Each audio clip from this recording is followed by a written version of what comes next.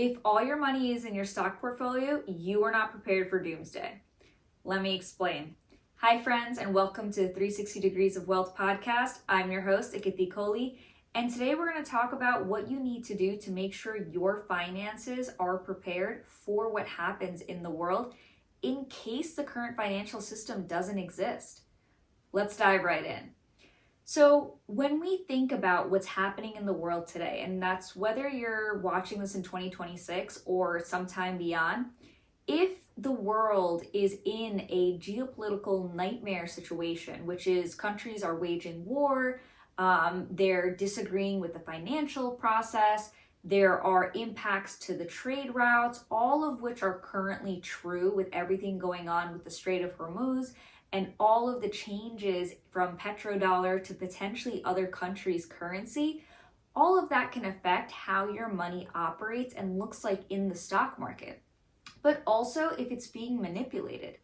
And if countries eventually decide they don't currently like this current setup of the financial markets, you could see a huge change or potentially your money disappear altogether. So you have to be prepared.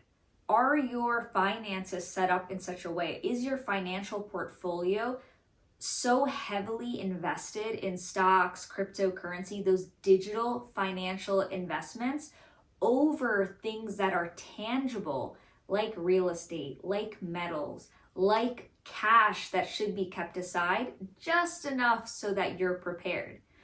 It's not that you should overweigh in one versus the other, but you have to understand what it means to prepare for these kinds of scenarios. A lot of people talked about when Warren Buffett quickly divested all of his investments right before the geopolitical landscape changed so drastically. That's because he understood the value of getting his money in hand as soon as possible. So the question is, why aren't you doing the same? Let's talk about what it looks like to actually prepare. So it's not that stocks are not a good investment. They are. And they work well if you understand how the financial markets work, how the trends work, understanding the macroeconomics at play and how they impact them. But if you don't understand that that's a digital currency and a digital asset, then you're not understanding the risk at play.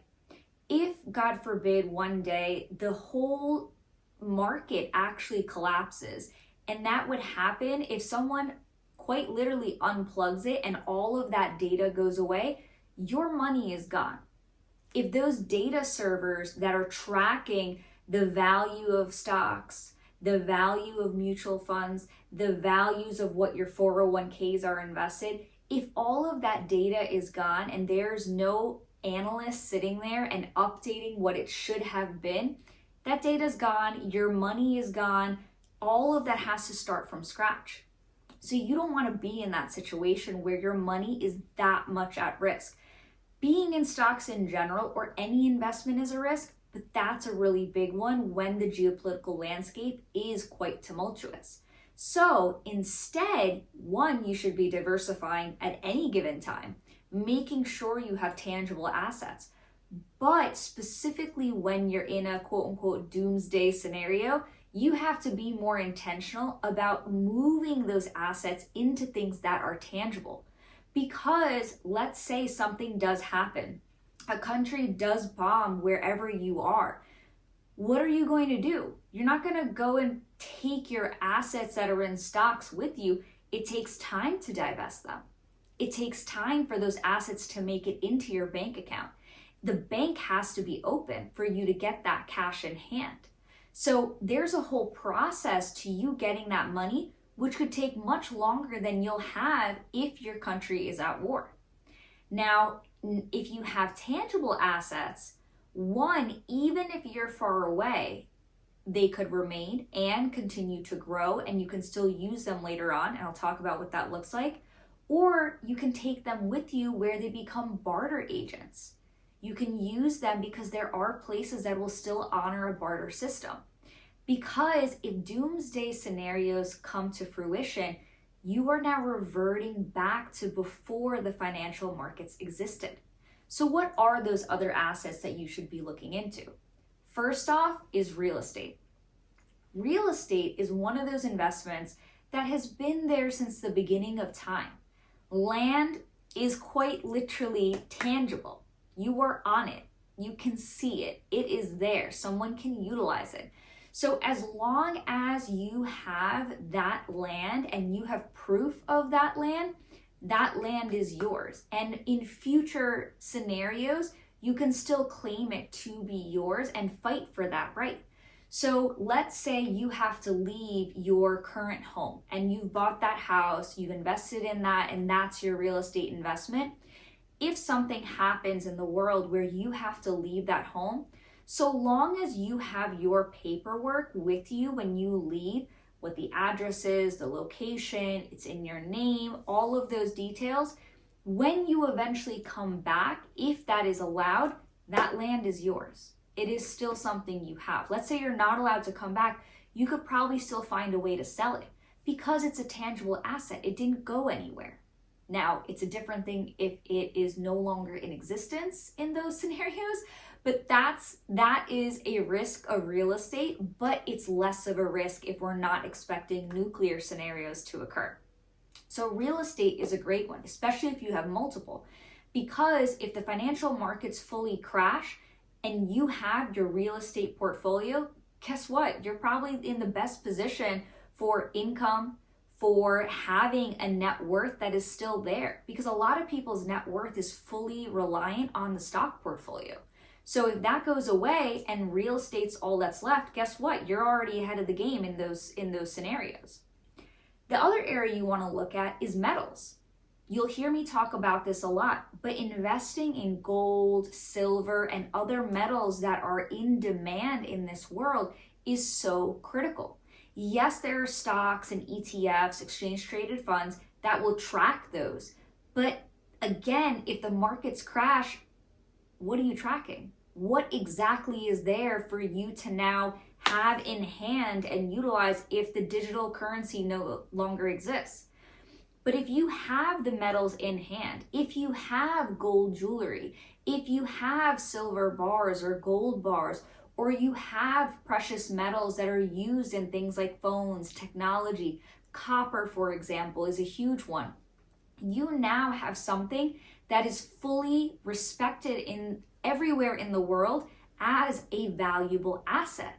That asset is so critical in you being able to say, okay, if I don't have the financial markets and I now need to be able to get food, okay, well, how much food would you get if you traded a small gold coin? Probably a lot, because that has a lot of value. But the point is, that's a tangible asset you can keep with you. The same way you keep your coins of whatever currency you have in the world, the same way you can keep gold, silver, and copper coins, or other metals, or other bars. But those are things you can have on hand. Those are things that are respected in this world that someone will say, okay, if that's what you have in terms of currency, you don't have cash on you, you don't have any other assets, that is something anyone in the world will respect and say, okay, I'll take that and I'll give you something else in return. That becomes something you can barter. That becomes something that eventually, if you go into another country, you can say, hey, I have one gold bar. What is the value of this in this country and in your currency? And get cash in hand as a result. But it becomes something that at least is valued around the world and can be utilized in that way. The beauty of that is, as long as it's with you, it has value, because the metals have value everywhere, right? It's not like there's a system that's going to crash that changes that. Yes, the value of it is an interpretation, and there are measurements around that we'll go into in a later episode, but it's still critical to have at least some of that. So I implore folks, if you're currently unable to go and buy some of those assets, right? Gold, for example, is very expensive right now. It's not a good time to buy. But if you're in the market for certain types of jewelry, don't buy fake jewelry. Instead, go for the real stuff. Because if you need something anyways, you might as well go for something that is an investment, something that you can utilize in case something happens. So real estate, metals, these are both things that hold precious value.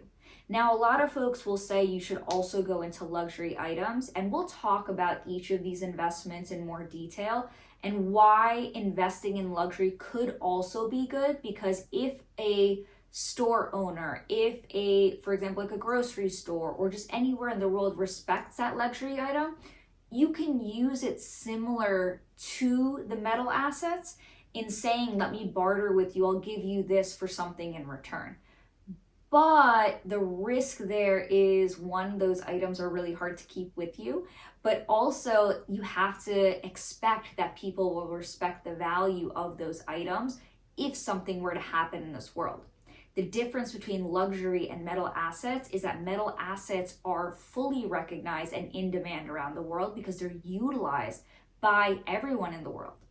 And so this is the kind of preparation you have to do for doomsday scenarios, or scenarios where the financial market may not exist, or it changes in a way that could be unfavorable to you. So it's so important, as we're in the current environment in 2026, to look at how are you adjusting your portfolio to kind of trickle into these other assets to have something on hand. But also, what are the ones or the amount from your stock portfolio you can convert into cash? You need to have some semblance of cash on hand or something that is quickly accessible. Because if you don't have that and something happens, again, you're without currency. You don't have something to work with for your basic necessities. So you have to have some semblance of real estate, metals, and cash to be able to withstand whatever comes after markets potentially do not exist. I hope this was helpful, and I hope you look into your financial portfolio and how you can readjust it to diversify for these kinds of scenarios as well. Not just for today, but for your future self, especially if your retirement funds and your heyday funds, right, are in those kinds of investments, because if that doesn't exist, all of that is gone, and I don't want that for you. So look at your financial portfolio, talk to your financial planners and advisors, and I hope you're doing the best to be prepared. Love and wealth.